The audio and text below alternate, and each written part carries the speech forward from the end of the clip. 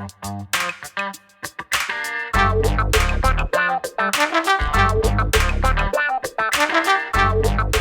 folks, welcome back to another episode of Let's Be Blunt with Montel. And of course, I'm your host, Montel Williams, and we're tackling a very timely and critical topic, U.S. hemp regulations in the United States. And the landscape is rapidly evolving, and it's essential for both consumers and producers to stay informed. And to help us unravel the complexities, we have a special guest with us, Rutter Friberg, Director of Government Relations for the National Cannabis Industry Association. Michelle, thank you so much for being part of the show today. Thank you so much for having me. It's a pleasure to be here. Absolutely. And it is as timely as it could possibly be, because with both presidential candidates now absolutely stepping into the fray and discussing cannabis, hemp is something that they've not mentioned, but they're going to have to address themselves also. And let's start off really kind of simply by making sure that, number one, to let you know, it's fantastic to have you on the show. And before we actually dive in deep to specifics, let's give the listeners a little bit of an overview of what NCIA does and what your role of the organization is. Sure, absolutely. Well, thank you. NCIA, we are the oldest and largest trade association representing the legal cannabis industry. So we have more than 500 member businesses. Most of them are small businesses, and they are based all over the country and in all different segments of the industry. So perhaps they're in a state where only medical marijuana is legal, or perhaps, has gone the whole way, is legalized adult use cannabis, all the way over to states that, maybe don't have any laws on the books, and also represent a number of different types of businesses, cultivators, manufacturers, retail operations, but also all the way over on the ancillary side of things as well. Lawyers, tax professionals, people who work in packaging. And we also represent, as you mentioned earlier, businesses that are in the hemp industry, in the hemp side of things. And so our association... And I'm sorry, I'm going to slow you down, but now when you're talking about you're representing industries that are in the hemp side of the business, every single state kind of varies when it comes to hemp versus cannabis, correct? Yeah, absolutely. That's totally correct. Everybody has all different laws on the books, and it's created a very confusing patchwork. It's confusing for consumers, it's confusing for the businesses, and it's confusing for policymakers as well. And I know that we're going to dive into that a little bit more today, but absolutely. And as we go through our discussion, I'll probably, we're all talking about the cannabis plant here, right? And I think that's important to remember that, everything that we're talking about is cannabis. So when the listeners hear me talk about hemp, that's talking about the hemp is what has been legalized under the 2018 Farm Bill, contains less than 0.3% of Delta-9 THC. And then you also hear me refer to sort of marijuana businesses or the marijuana industry. And while that term has a very negative connotation that I know you've discussed here on this podcast before, and I certainly agree with, it's kind of the only way to sort of differentiate in terms of those two terms when we're talking about what segment of the industry they're really in. And when we are talking about those two terms, and you just said it very quickly and very, very succinctly, hemp is a plant first off, let's get to the first off. This is the same plant. Absolutely. Except for it has been altered enough to make sure that it produces, and it does so on its own in nature. Yeah. There are some sativa cannabis plants that produce higher amounts of THC than 0.3%. That's right. But we came up with some arbitrary number some 70, 80 years ago that says anything under 0.3% is now considered a industrial hemp plant, right? That's exactly right. And it's also important to remember that only the female plants provide that flower that we're all thinking of a lot when we talk about cannabis. And like you said, that's absolutely right. You can have fiber that's from hemp. You can have the grains and seeds of hemp. And then you also have this other third segment of the hemp industry specifically, which is talking about different cannabinoids and cannabinoid products. And again, I know that's what we're going to dive into today. And as we dive into it, the hemp plant does also contain certain cannabinoids, and the sativa cannabis plant contains other cannabinoids, right? Yeah, they all both of them contain hundreds of different cannabinoids. Some, on one side of things, the something that might be considered hemp might make more of one type of cannabinoid, but there's so many different strains too of this plant. But again, that create all different types of combinations of how much of all these hundreds of different cannabinoids can be in there. But at the end of the day, it is still one plant. You're exactly right that the kind of different ways that we define it are pretty arbitrary. Yes, and honestly, when they came up with this 0.3%, that was just an arbitrary number. Completely. Somebody thinking that 0.3% would not induce a euphoria, Right.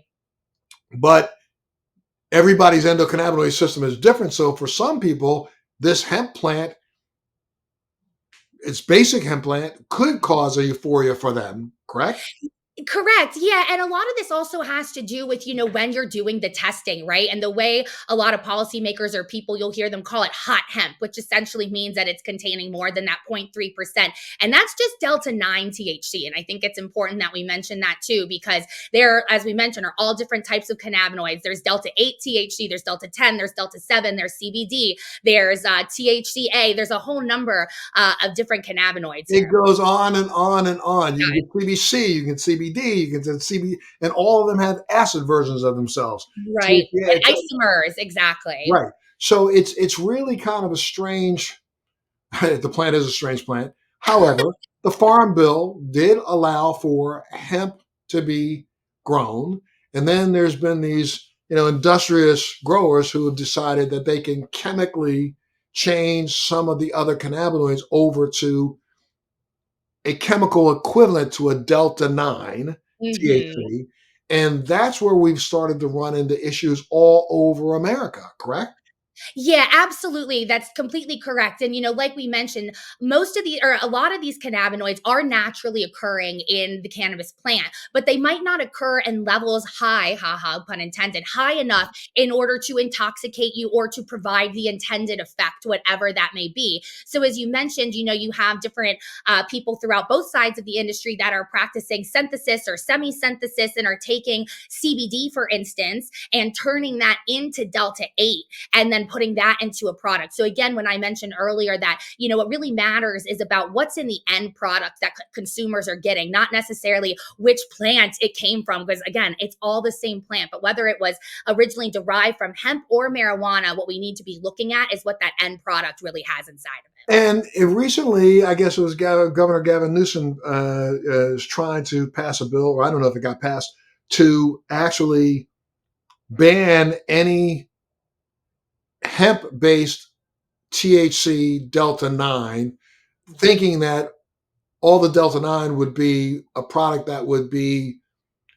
Are they converting like CBG into Delta 9, or are they using a large bulk amount of the product to actually extract enough THC Delta 9 to make a difference? I'm trying. I can't get to this. I'm trying to figure it Yeah, and this, like you said, this is a really, really complex topic in general. It's super complex when you throw in the fact that every state is doing this differently. But just last week, there were emergency regulations that went that started, and they were signed by Governor Newsom. He was really the impetus behind them. And these regulations aren't so much regulations as they are a ban. And it's not just Delta 9 THC, Montel. It's all intoxicating cannabinoids. And they even decided to include CBD, for instance, as one of those intoxicating cannabinoids. And so hemp derived products that contain any intoxicating cannabinoids, not just Delta 9, and they have a whole list in the emergency regulations, but any hemp derived products that contain any of those intoxicating cannabinoids in California are now banned totally until March of 2025. And that's essentially more than probably 90%, maybe even 95% of the market. So it's a big deal. They're not the first state to do it. There's actually quite a number of states out there that have decided to ban hemp derived intoxicating products. But until March of 2025, the only intoxicating cannabinoid products that you're allowed to buy now are in dispensaries, and those are not allowed to be hemp derived. Those have to be marijuana derived. So this was a really big deal what just went into effect in California. So, but Michelle, what's really strange about this is that they ban anything that can be produced from hemp or hot hemp. However, if I had some hot hemp, I could go ahead and call that cannabis instead because it's above 0.3. and therefore I can use it. So I mean, my mind is blown by the stupidity behind all this. Yeah, I mean, like I said, it has created a real conundrum. And again, everybody suffers for this. The consumers suffer. It's hard to figure out what's legal, what's not. What's in what you're getting. Again, the uncertainty for businesses. There's already so much uncertainty in the cannabis industry as a whole. Including both hemp and marijuana sides of things. And it's just it's really going to decimate potentially some of these businesses. But at the same time, it's a really hard line to walk because these products, a lot of them are intoxicating. They're being marketed as such. They are not being required to, verify the age of anybody buying them. And so as a result, states like California have seen, big spikes in emergency room visits, or, the fact that teens are getting their hands on, products that are intoxicating that, contain Delta 8 because they're not being sold behind, the same kind of counter as their marijuana counterparts. And let's get to now. I have been. I want to tell you something. I've been a person who has literally been against the sale of Delta 8 and 10 and O. I've been against this because these are chemically derived things that weren't made in nature. Though the hemp plant and the cannabis plant do have Delta 8 in Yes. them, but Mhm. Delta 8 is at such a minute level that Exactly. you really have to go through all Some kinds level of. of synthesis. Yeah. Yes, which is really, I mean, that's kind of counterintuitive to anybody who actually uses the product anyway, because Yeah. most people who go towards or pull towards cannabis are going for a more natural kind of a product. So now you're going to a product that's really been synthesized using under the counter chemicals to create enough abundance of it to give you euphoria where you don't even know whether or not the euphoria you're getting is coming from the Delta 8 or coming from the other chemicals. Right. Yeah, and again, at the end of the day, I think that we should be looking out for the safety that's in those final end products. And if they're undergoing some sort of semi-synthesis, you know what I mean, to take CBD and make it into Delta 8, I don't necessarily think that should be banned, but at the same time, we need to make sure that these businesses, whether they're on the hemp side or the marijuana side, are being regulated in a similar or equal way, essentially. Because again, you have businesses on the marijuana side of things that are going and spending millions, hundreds of thousands of dollars in compliance and various different things. And but on the hemp side, they're not having to do the same thing. And so what you have is people who are again really trying so hard to be compliant in the marijuana side of things, the dispensaries, the supply chain over there that are competing with another industry that is in a lot of ways up until this essentially unregulated, but now we've thrown the baby out with the bathwater. You know what I mean? Like there Right. is a middle ground here, and I don't know that this was it. And let's talk a little bit more because I would like to use this as an opportunity to educate our listeners and viewers at the same time that we talk about the issue of the day. Sure. And from my perspective, the Delta 8 products are products that, if you really think about the fact that we all have an endocannabinoid system, Mm-hmm.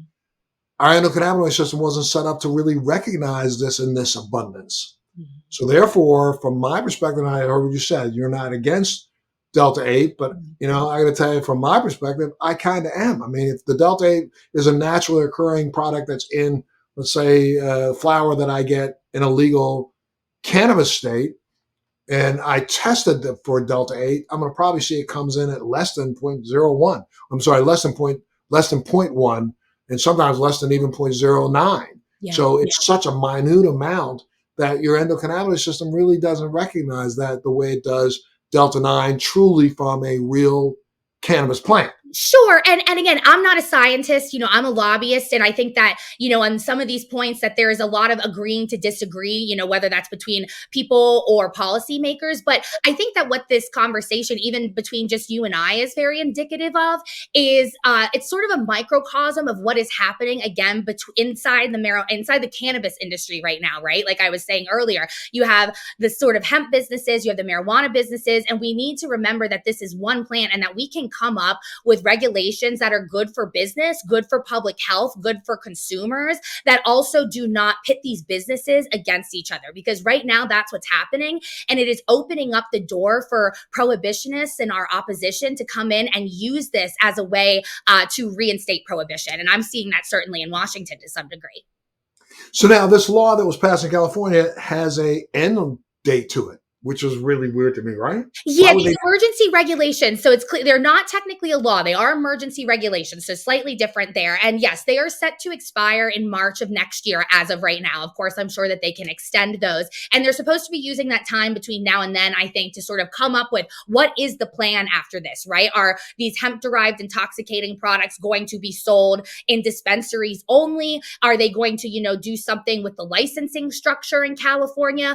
Clearly that's to be determined between now and March. But at the end of the day, I think another thing for the listeners to consider as well is just access to cannabis products too, because the fact that these aren't even being allowed at all, there's a lot of places in California that have moratoriums on marijuana businesses or dispensaries within their localities. And so, purchasing some of these hemp derived products, full spectrum, CBD, Delta 8 even, might be the only access that they had to any kind of cannabis products. And so we also have to be considerate of the patients and access in places where they may not have it. And so again, you can see that like I keep saying, this issue is so complex. It really just keeps spider webbing out no matter how you look at it. And when you look at what do they mean when they say intoxicating? Do they consider CBN intoxicating I because it do helps think them I would feel? have to look at the regulations, but I'm pretty sure CBN is on that list. Again, if CBD is on there, I'm pretty sure CBN is. And again, this is just in California's emergency regulations that they do have a specific list. But again, some of them are synthetics that are already illegal under law. So again, I really think that this was a case of throwing the baby out with the bathwater. And again, they used this emergency regulation as the way to do this. This didn't go through the legislature. This didn't go through the normal legislative process. And I mean, like I'm working in Georgia, and I know in Georgia they've been trying to do something similar to what California just did.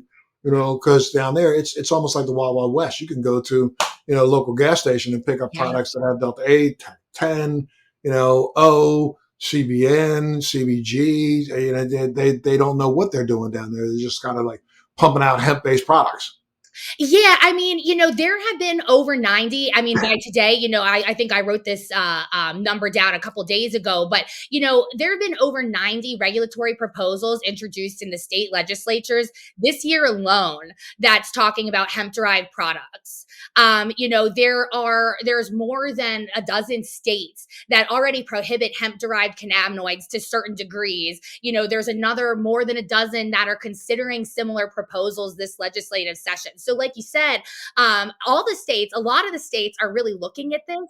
But again, it's created such a patchwork that is really difficult for businesses to navigate because, unlike businesses on the marijuana side of things that, are doing business solely within one state, a lot of these hemp products are shipping to other states, right? You can go on Amazon right now and order a hemp derived full spectrum oil to your home. And that might not be legal somewhere where you live. But again, then that gets to a problem of enforcement, right? And I think that's, again, taking California as an example, since that's where we've been talking about, there's been questions to me like, does this mean I can't, that full spectrum oil is not available in California anymore? And, the answer is basically, yeah, that is what this means, that you can't go to a store in California unless it's a marijuana dispensary. And that was derived, that full spectrum oil was derived from the marijuana plant versus a hemp plant. But again, who is checking? The mail is obviously, checked. You can't just be shipping anything you want. Our postal service clearly does not allow for that.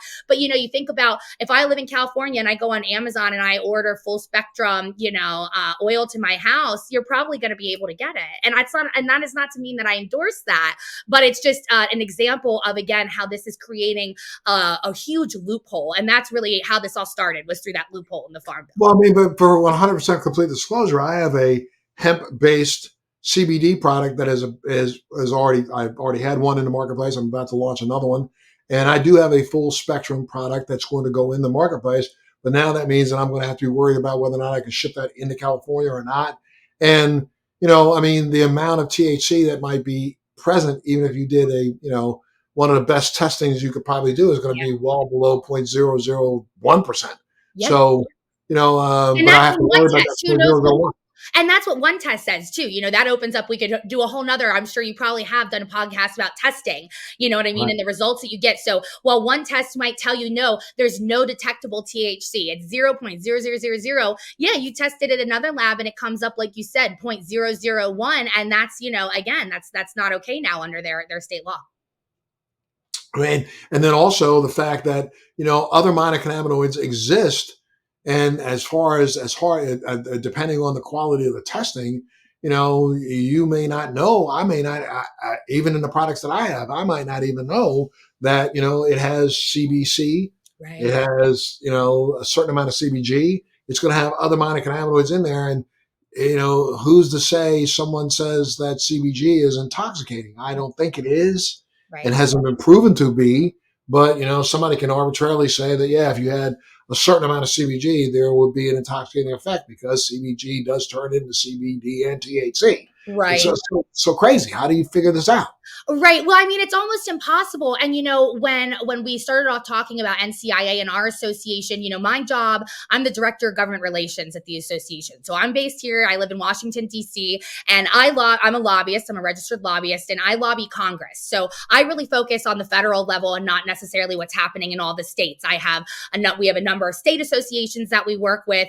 Certainly ones in California, of course, our members that are also telling us what's going on the ground. But the reason I bring up the fact that I work in the federal space is because not only because that is my bread and butter, but I think that what we've been talking about is so related to that. Because again, this patchwork of laws, not knowing what's considered intoxicating, not knowing what cannabinoid is classified as such, etc. A lot of this could be solved through federal action, through some sort of federal guardrails, again, to create more parity between what's going on in the hemp side of things with the marijuana side of things. That's difficult for a number of reasons that we can, get into. But again, without any sort of federal floor here, the states are kind of being left to their own devices. And it's creating, like I said earlier, so much uncertainty for businesses and consumers. It's not good for anybody. So, a lot of this, I think too, and I've seen this again in my work on Capitol Hill, is really the result of federal inaction. You know what I mean? When hemp was legalized under the Farm Bill, there have been, the FDA essentially in the year since has gone, no, we're not going to, regulate it. We think that should be the role of Congress. And I mean, I don't know who's paying attention to politics. Obviously I am. I think you probably are too, but it's like, are you being serious that, Congress should do it? Congress can't fund the government half the time. You know what I mean? And who are they going to get to help them write the legislation? A bunch of people Right. who So never believed in cannabis anyway? it's just to say that, the lack of federal action, both from the FDA and Congress's truly, just inability to regulate this. And there have been, attempts, and I'm sure, maybe we'll talk about those too. But Yeah, let's talk a little bit about that. Recently, yeah, Senator Ron Wyden, introduced what he's calling the Cannabinoid Safety and Regulation Act. yeah. And what does that mean? What is it? What's that going to accomplish? What could Yes. So I think that this is a bill that really is seeking to put some federal guidelines, some federal guardrails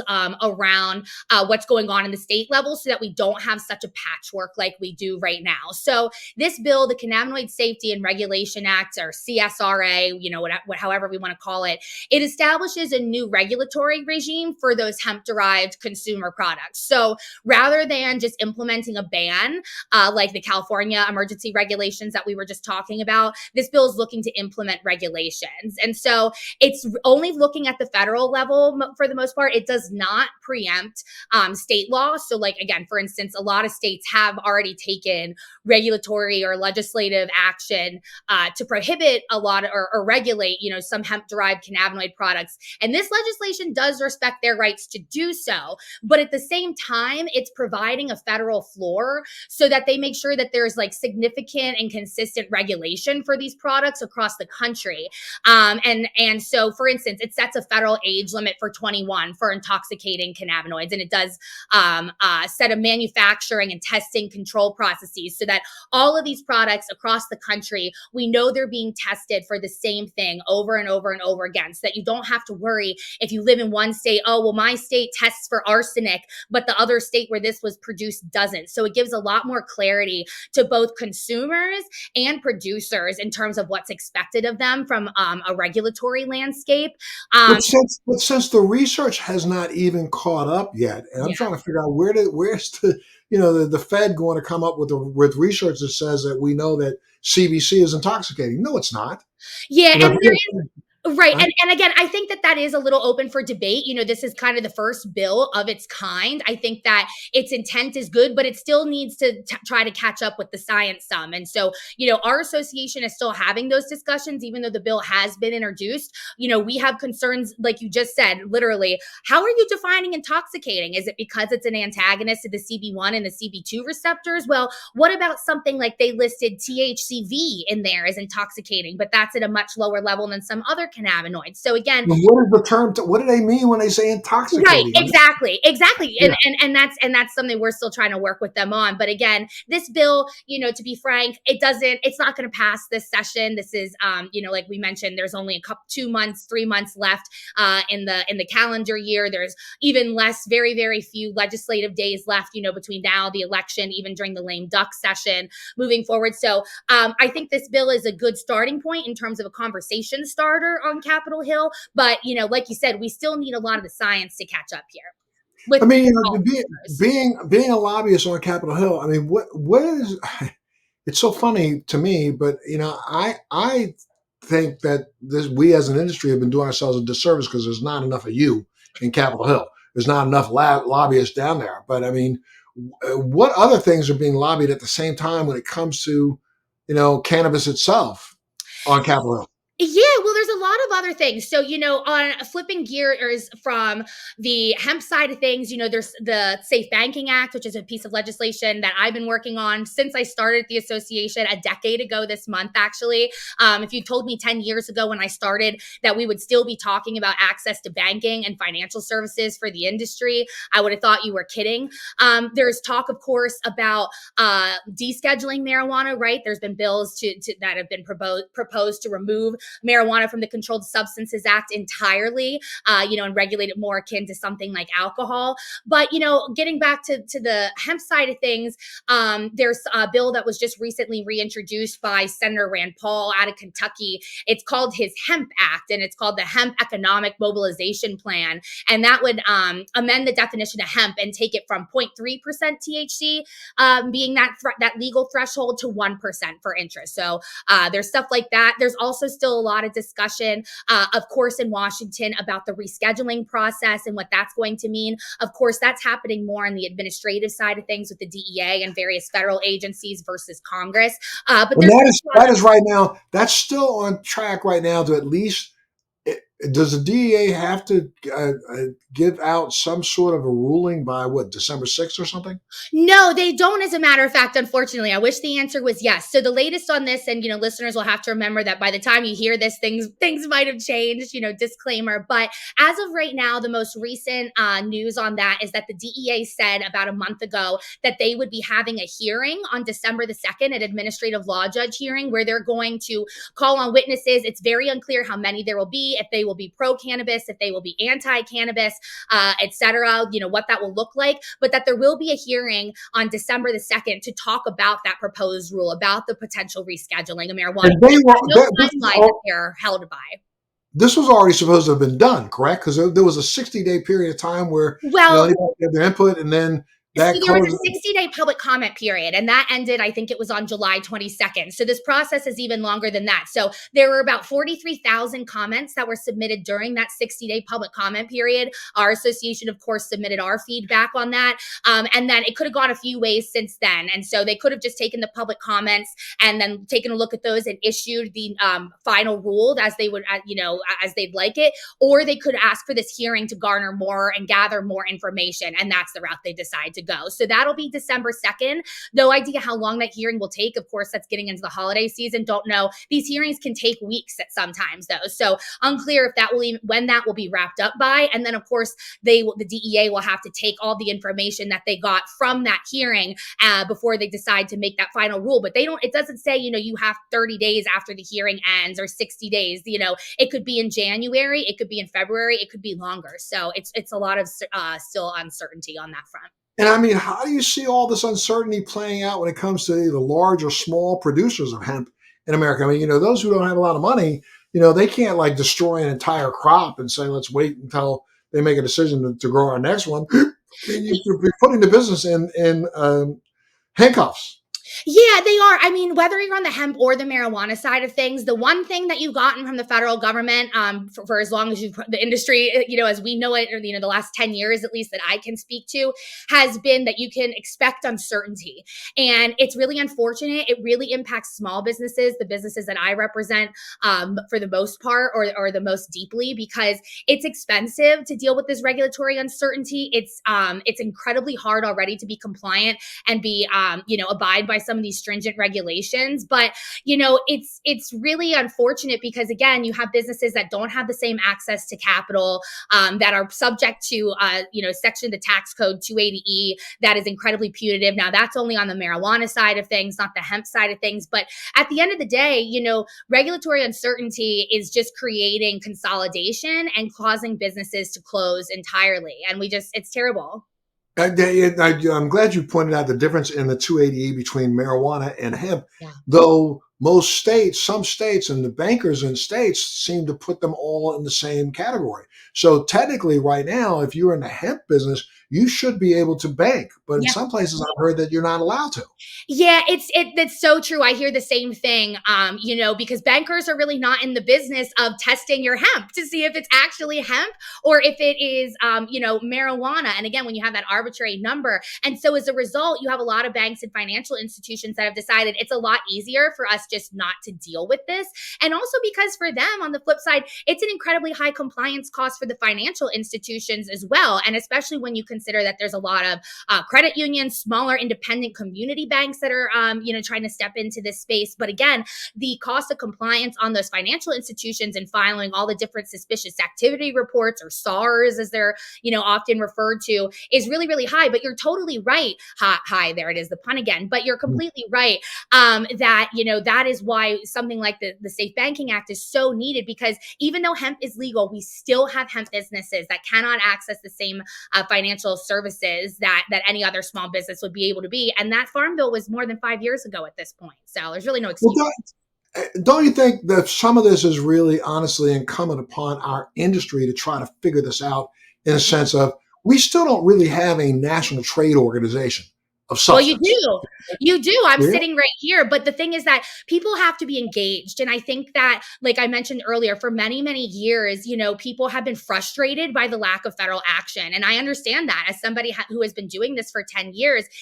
When you see that Congress can't even pass, like I said, the Safe Banking Act, why should I, bother becoming a member of my trade organization? Or I only have limited funds that I can allocate to an association like that. I think the dollars are better spent, in my state trade association or something like that. And look, I'm never going to tell people that they should choose to be a part of their national association over their state association, right? I'm not going to tell people that, because you need to be plugged in and in tune with what's happening on both of these levels. But there is a national trade association for small cannabis businesses. It is the National Cannabis Industry Association. You can visit us at www.thecannabisindustry.org. And I want all of our listeners to know that whether you're a member or you're someone who's not, maybe we can get you on board, but that you do have a seat at the table. I'm sitting right here.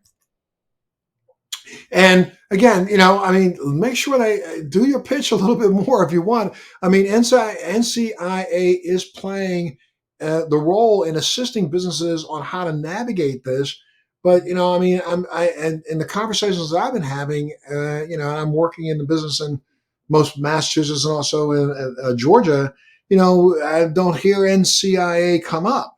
So, how would you put your organization hat on and say, "Come on, guys, what are you doing?" What you know what I mean? I think it's time for organizations like yours to come to the forefront and help this industry figure out what they need when they can't figure it out for themselves. Well, that's one of the reasons I'm so glad that you asked me to be on your show and asked our association to be here, because our association wants, now that you've heard about us, I hope that people will consider getting involved. Our association is here to foster community, whether that is between hemp and marijuana businesses in all sectors and all segments of the industry, so that we can learn from each other and not demonize each other, so that we can get together in the same room and create sensible policy that you can interact with people who are in this industry all across the country, whether, like you said, you're in Georgia or you're in California. Let's learn from each other instead of viewing each other's as others, because we have prohibitionists that want to pit us against each other and we can't fall for it. And, our organization is a member-based one, and we are only as strong as our members. So again, I hope people that are listening will consider becoming involved, because in addition to fostering that community that I think people will find so enjoyable and valuable, we're also here to provide education and support. We have different events all over the country. In October, we're going to be doing 2 in-person events, one in Southern California, one in Ohio. If anyone's listening, they can check out our website to see how you can attend and be there for that.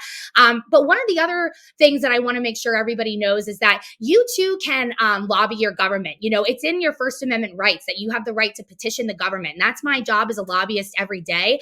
But I also want people to know that by becoming engaged with an organization like ours, you have the opportunity to do direct lobbying yourself. Every year, we have what we call our Cannabis Industry Lobby Days, or a fly-in. Every other industry in America, for the most part, has these, where their members all come to Washington, D.C., and go around Capitol Hill, meet with members, talk to them about the issues that they're facing in their states, put a face to the industry, tell their personal stories. We will be having our 13th annual Lobby Day here in Washington, D.C. in May. I do all the hard work for people, set up all the meetings. I let you loose on Capitol Hill with the team. But it's really true that in order for us to create change at the federal level and to make sure that your voice is being heard, you have to have a seat at the table. I'm one lobbyist. There's 535 members of Congress. So I hope that by people becoming more engaged in our association and coming out for things like that, that we can change the narrative around cannabis policy in our country. I surely hope so. We can too. And please reach out to me if you want some help, because I'd love to be able to help you guys. Put your We absolutely would love that. I'll take you up on it. sure. Put your crystal ball on for a second, and tell me, first of all, before you put the crystal ball on, have you had an opportunity to go in and speak with either one of these current presidential candidates to express the need for them to pay closer attention to us? I unfortunately have not had the opportunity to talk to either of the candidates directly. That being said, I have had conversations with both of their campaigns. I will just say one campaign more than the other a little bit, but I think that it's been incredibly heartening to see for the first time in history, both of the presidential candidates being in support of cannabis policy reform.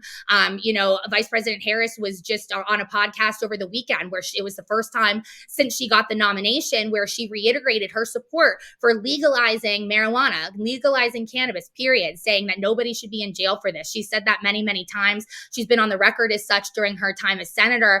And again, on the flip side, you have former President Trump, who did I think a Truth Social or Twitter post, X post, whatever we're calling it, something on social media recently talking about the need for safe banking. And, Montel, to brag a little bit, I came up with the acronym for safe banking, for the Secure and Fair Enforcement Banking Act. And if you had told me, Michelle, one day former President Trump is gonna make a statement where he says safe banking, I don't know that I would have believed you. But so yes, we've been involved in some of those conversations with the campaigns, but certainly excited to see what happens at the ballot box in November and what opportunities that brings for cannabis reform. Well, I think when it comes to former President Trump, I mean, his stand is more so, I think, taking a stand of what he wants to do here in the state of Florida. I happen to be coming from, Brickell, Miami, Florida. And, yes, I think he's done this more to thumb his nose at the current governor down here than he's done this more. I won't argue with that.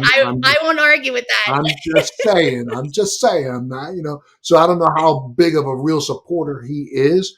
Whereas I also did catch on TikTok a couple of statements from Vice President Harris that she made recently, and I hope that they're willing to have time. I'd like to have either one of them on my podcast to talk a little bit more about what they intend to do when it comes to cannabis. I think we're going to send out some invitations to both of them to see if I can get them on between now. And I don't know, as as seriously as they should be taking this, I don't know if they really even understand it, especially in some of these battleground states where, 4 of those battleground states have cannabis initiatives that they're looking at 24, 25, 30,000 individuals who voted for the legislation to pass in their states. That could be the tipping point in this presidential election.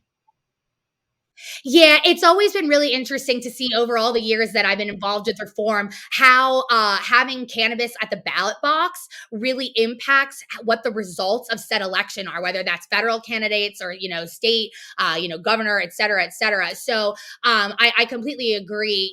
I hope that you could get Vice President Harris or former President Trump on the show. I think it'd be incredibly interesting, like you said, to outline their plans a little bit more than what we've seen so far. But I mean, we still have all of October, and you know what they say, October surprise. So you never know. Let's be surprised, get a big surprise. I'm going to invite them both on. And I got to say thank you. I can't say thank you enough to you and your organization for Thank coming you. on. And it's really enlightening. And, again, let me put that crystal ball. No, I don't want to push you because I don't want you to have to pick a candidate you're voting for. I've been a believer that we all have a right to go in that booth, pull the lever that we want to pull, and not have to tell anybody who we pulled it for. That's But right. let's say, how can I do this and let you help you tightrope this? So, do you think we're going to be surprised in November? I'll do it this way. What if it is Trump who gets elected? Do you think we're going to see anything in the close near future in changes when it comes to cannabis?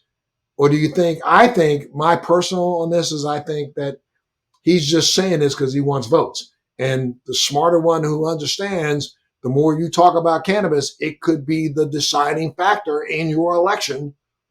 So if he gets elected, do you think he's just talking smack right now, not going to do anything in January, or do you think he's going to do something?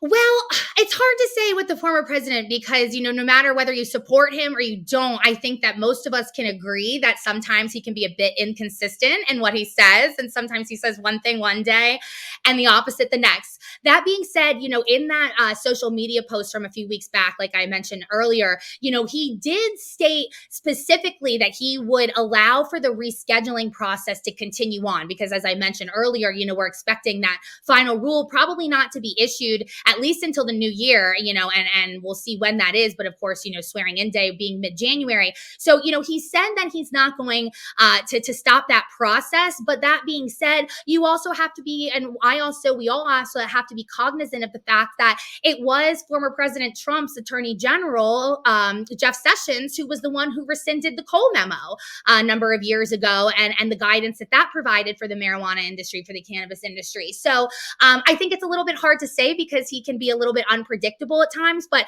again, I'm buoyed by the fact that at least he has been on the record as saying, he's not going to interfere with rescheduling. Because what I could see is that administration potentially coming in and just hitting, undo on essentially all of the, for instance, in this case, executive orders, you know what I mean, that Right. the Biden-Harris campaign has done. And hopefully this wouldn't be caught up in it. But only time will tell. And then, okay, so now again, let's do the opposite. So if it happens to be Harris, we got to remember that before the last election, they stated unequivocally we were going to do something in the first 100 days. It didn't get done.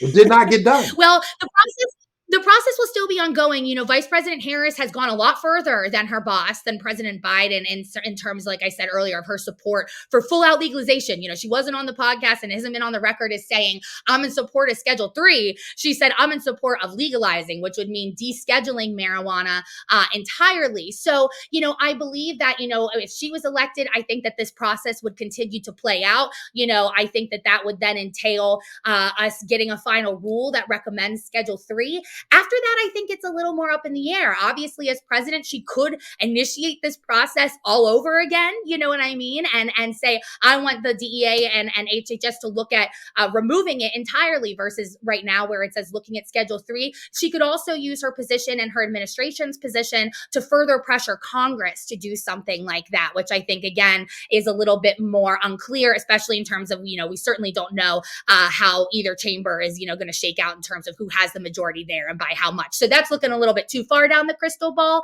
But if I had to make some predictions, there's a few. Okay, and then last but not least, what would you say to people who have been thinking about getting into the hemp or cannabis business right now?